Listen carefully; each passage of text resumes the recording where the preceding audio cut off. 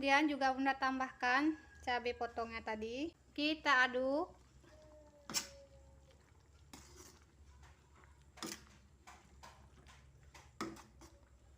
Wih, kayaknya mantap teman-teman.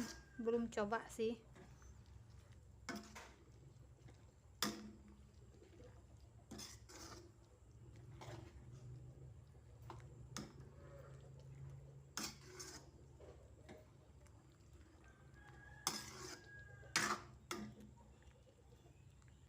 Nah teman-teman, jangan lupa icip rasa ya sebelum tambahin garam, karena posisinya tadi kita kasih toco kan udah asin, jadi kita icip dulu baru kita tambahin garam.